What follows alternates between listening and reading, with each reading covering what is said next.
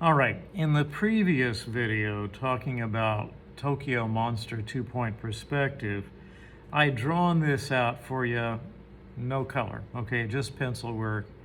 Since that time, I've gone in and added a little bit of color. Whenever you pick color, it's always pick the color, decide where it goes. Okay, this one's going there. This one's going here and here. Pick the color, decide where it goes, and put it down lightly, okay? And you can tell when I say lightly, I mean don't press hard. Now later on there will come a time when you need some darker values and you will be pressing harder and maybe even blending colors to come up with new colors. But not right now, okay? Keep this as straightforward and step by step and predictable as you can. Pick the color, decide where it goes, lay it down light and tight, fit it right to your corners and edges, move that paper any way you need to get to the spot you need to be when you're coloring, and that's it. Like I said, we'll do the other values later. Now over here in the corner, you can barely see me beginning to sketch out my threat to the city. And it happens to be a big old duck. And no, I haven't sketched it out really good, but I've sketched it out enough so I can figure out what's going on. And my imagination can just kick in and take over at this point, feeling pretty confident having done this a few times before. Okay, so there's the little foot of the duck right there. Here is an eyeball there, a smaller eyeball there. I'm going to have to round out his bill right there. You know, he's a duck. And give him a bottom bill there. Drop in a little shadow there.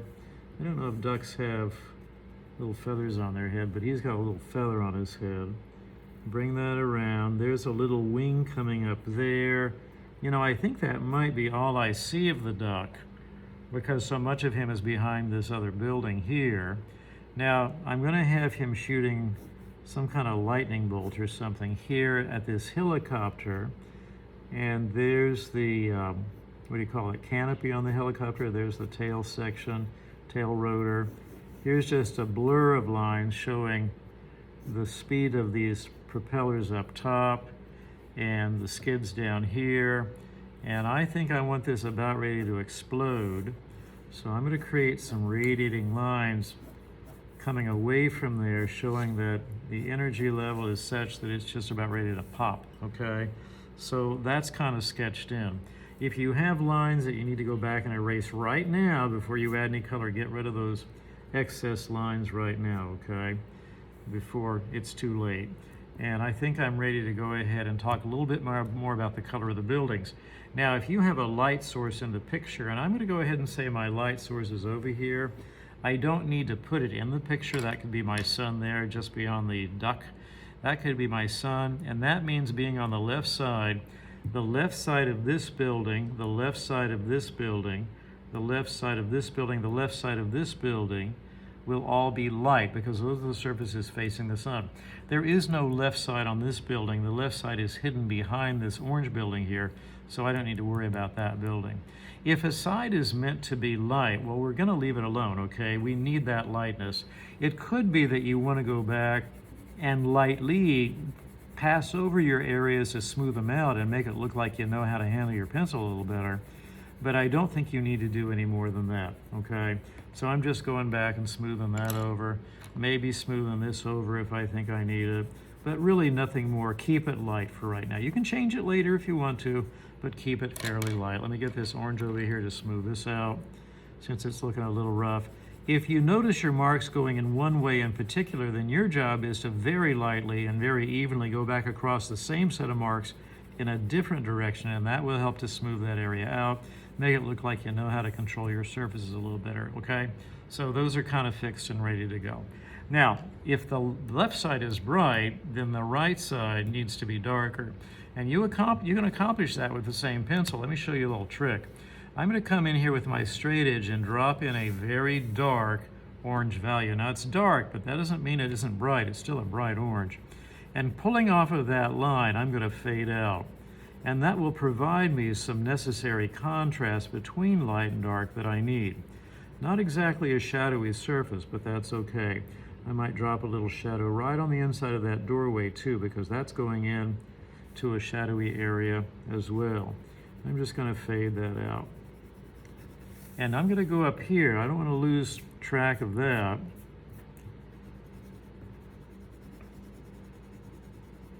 Right there, that edge. So you kind of notice how I was able to put dark just in one area, fade to light, not do that much work over here, still maintain contrast here between light and dark, so it looks more like a 3D building.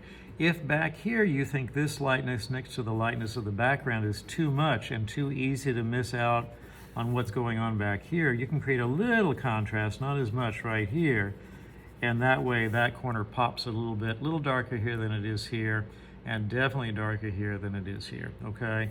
You can, of course, continue to darken this side. Now I'm going to do something with color and neutralize this orange. Orange on the color wheel has a complement, and that would be blue. Now this is a blue right here. I'm going to use it. If I put a blue on top of the orange just a little bit, it will knock down the brightness of that color and bring that into more of a shadowy surface. Okay, bring that side of the building into more of what appears to be a shadowy surface.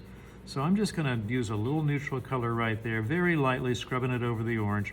I just wanted you to see that you can create new colors and put those colors to use. For example, I'm using it for shade or shadow, and it's kind of a smart way to do it. You know, no shadows are as bright orange as the one I just showed you. So that's really more of a realistic shadow, just like this would be more of a realistic shadow coming off the back edge here of this building. Okay, so don't forget you can use complementary pairs of colors like red and green, orange and blue, yellow and violet to achieve something like that.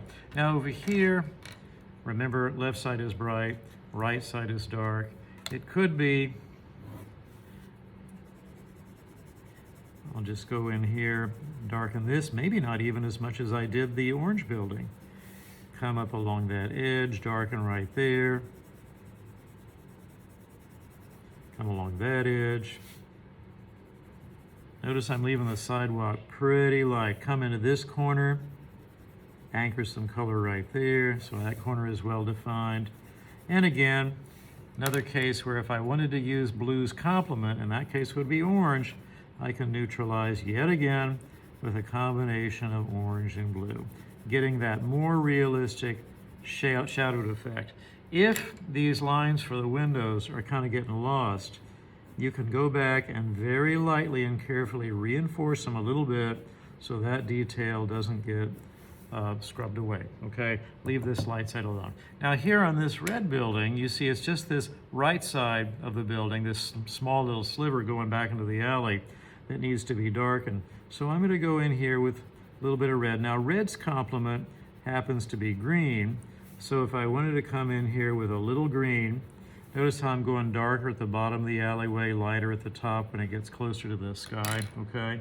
I'm going to take this green right here and neutralize this red. It'll give me kind of a dark grayish brown. Again, probably well suited for a shadowy surface. If I mix it, it's a little green. If I mix in a little bit more red with it, that might be good. Oopsie, here I go. Okay, that's looking more shadowy right there, so leave that be. Maybe throw a little shadow on the floor there. The building's doors don't have to be the same color, so I might blend a color. I might make a new color. Let's find out what happens if I put well, let's just put a darker red on top of that. That shouldn't do much to be different. So let me go ahead here with a little darker red, and a little darker red there, a little darker red there. Okay, so you don't even have to do the whole thing. Just do a little bit, you're good to go. Now here we have this building over here on the far left. Remember, left side's the bright side because your source of light's on the left. So let's go over here with this same green color. Make the right side the darker side. Turn the paper, allows you to get into your corners and edges a little bit better. Of course, I still haven't shaded the duck, have I? The duck's going to be a little challenging just because he's a duck. You know, you don't shade ducks every day. And this being a green, its complement, again, complementary pairs would be red. So I'm just going to drop in a little red here to make a convincing shadowy effect there on that side of that green wall. Okay, so far so good. You notice what I did down here. This side of the curve is on the right side, so it's darker. This side of the curve is on the left, so it's a little lighter. What's really light, however, is the very top of the sidewalk right here.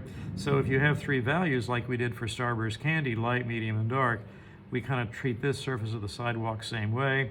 Going back, you might just do a little bit of line work, that's it. Notice this green building over here. It's going so far back. I'm gonna do a little trick. I'm gonna darken from the back forward just a little bit, because things in the distance tend to be a little darker. The light from those surfaces, from those distant surfaces, gets a little bit darker and a little bit duller as it comes forward. So I'm gonna go dark to light coming forward like this. It should be dark anyway, right? Because we're here on the right side, away from the light. And again, just to neutralize that green, make it less bright, more in line with what a true gray would be in a shadowy area. Do that. And you know what? Let's just go ahead and use a gray right here. If these buildings throw a little bit of shadow on the sidewalk here, I can just drop in a little shadow right there. A little shadow there, a little shadow there maybe.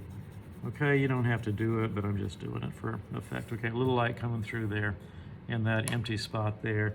If you do your bird, here, what color? We can start with yellow, but yellow for this duck, you know, yellow by itself is not a great color to shade with, because no matter how hard you press, it's still going to be yellow. So you're not going to get very many bright or darker values out of it, no matter how hard you press. So I'm just scrubbing that in. I think I might use a slightly darker color, warm color, orange. Orange got a lot of yellow in it. Down here for his foot. Now orange is, as we know, orange's complementary color is blue. Okay, so if I wanted to throw some shadow down there, I can. Let's make that leg.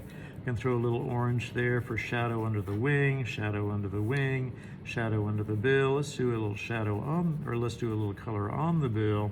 Shadow under the tail, shadow under his butt, duck butt. Okay.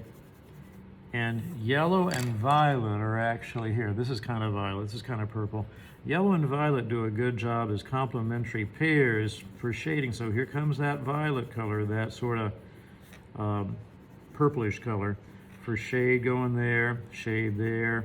Wouldn't know that that was purple and yellow, but it is. A little shade here. Don't want to do too much because I want some of that yellow to stay popped out. Let's go ahead. Here, I got the purple in my hand. Let's use a little bit here on the bill. Maybe not too much. Let's go back in with yellow and strengthen some of these yellows again because they're getting kind of weak since I scrubbed over them. And what else? It looks like I need a little bit of accent color or a little strength of color, strength of value in the eyeball there, maybe there. It wouldn't hurt for me to go over some of these lines. And I haven't even gotten around to the death ray and the helicopter yet. This could actually be done in blue or just black and white. It doesn't really need to have much going on. You just need the dynamics of the lines coming out there, and that would be about it. I might throw down just a little bit of color here, just a little bit, and you know what? I'm kind of done with that, except for this thing. Let's put a little bit right here. Okay, so now you know how to go about adding color. You can neutralize using complementary pairs if you want to. Be sure and make sure that the difference between light and dark between the left and right sides of your building are very clear to understand. Use your ruler if you still need to define those edges and make them real sharp again. Not my best monster, not my worst monster, but my monster nonetheless. This is worth 50 points, and now you try.